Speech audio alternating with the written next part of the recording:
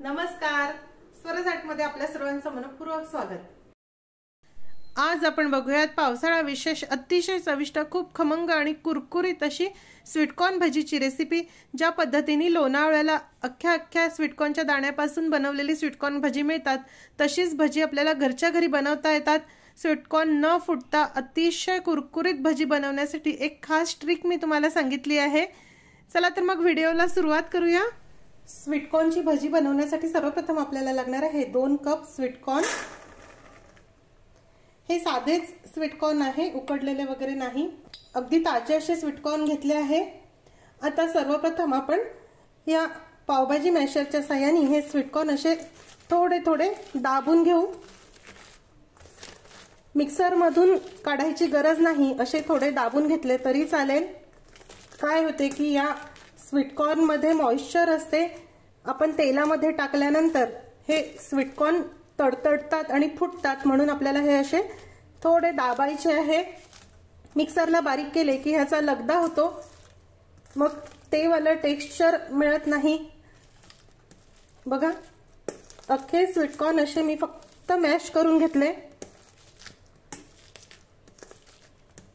याचा खूप चुरा करायचा नाही,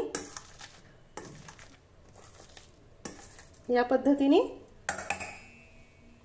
आता यामध्ये चवीनुसार मीठ घालूया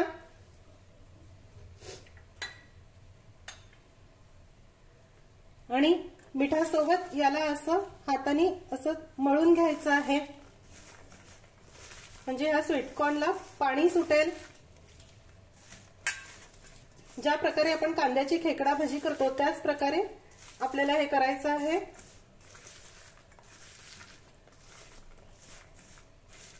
लोणावळ्याला जर तुम्ही गेले असाल तर बरेच वेळा ही स्वीटकॉर्न भजी खाल्ली असतील। बघा, ह्याला किती छान पाणी सुटलं, छान ओलसर झाले आहे। आता यामध्ये चवीनुसार हिरवी मिरची घालूया, चवीनुसार लाल तिखट, बॅडगी मिरचीचा तिखट घातला आहे, यानी रंग खूप मस्त येतो। 1 टीस्पून बडीशोप कुटून याची भरड केली आहे, पावडर नाही, भरड घाला, म्हणजे दाताखाली ही बडीशोप खूप छान लागते। 1 टीस्पून जिऱ्याची भरड, खलबत्त्यामध्ये जाडसरच हे जिरं देखील मी कुटून घेतलं। कोथिंबीर घालूया, खूप झटपट ही भजी होतात। पावसाळ्याच्या दिवसामध्ये गरमागरम ही भजी खायला खूप मस्त लागतात। बघा, हे छान मिक्स झालं। आता यामध्ये 2 टेबलस्पून कॉर्नफ्लॉवर घालूया।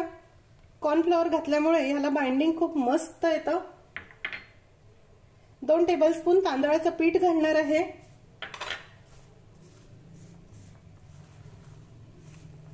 हे मिक्स करूया।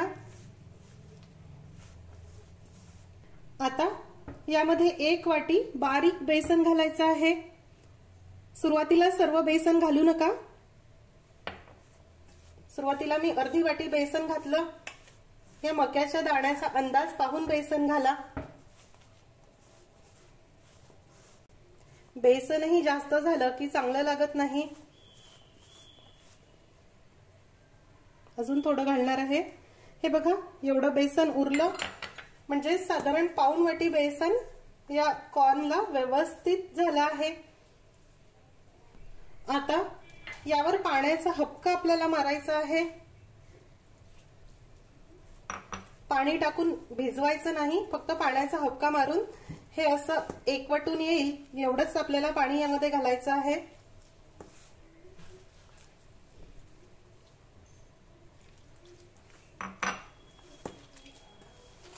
हे मिश्रण जर खूप सैल झालं तर ही भजी सुटायला लागतात, त्यातील कॉर्न वेगळे व्हायला सुरुवात होते। त्यामुळे फक्त बाइंडिंग कन्सिस्टन्सी येईल एवढंच आपल्याला हे मिक्स करायचं आहे। हे बघा, हे छान मिक्स झालं। अगदी याच पद्धतीचं आपल्याला हे हवं आहे, ह्याचं बाइंडिंग होते आहे, लाडू वळता येत आहे, असंच हे हवं आहे। आता आपल्याला लगेच याची भजी करायची आहे। हे जर जास्त वेळ ठेवला तर स्वीटकॉर्नला पाणी सुटतं आणि हे मिश्रण अजून सैल होतं। लगेच याची भजी करून घेऊ।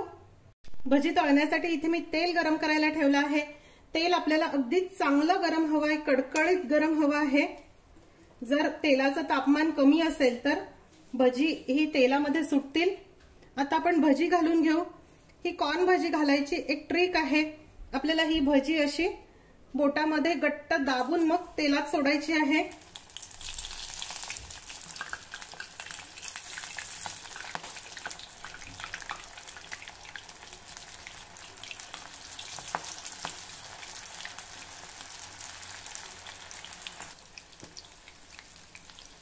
भजी घालताना तेलाचं टेम्परेचर हाय असावं आणि त्यानंतर जरा वेळाने आपण गॅसची फ्लेम कमी करूया।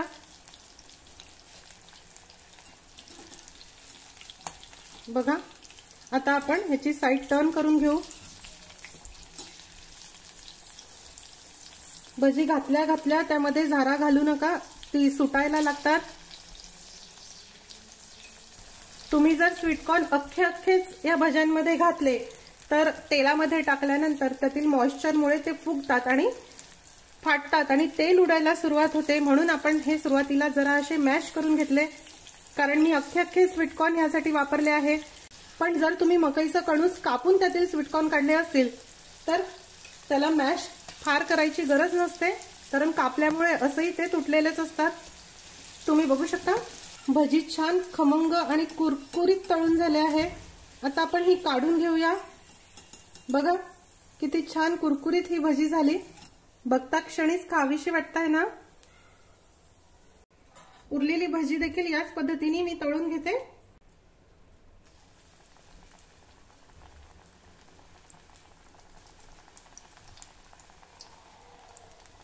आता ही भजी देखील मी छान खरपूस तळून घेते। अतिशय चविष्ट खमंग आणि कुरकुरीत अशी स्वीटकॉर्न भजी तयार आहे।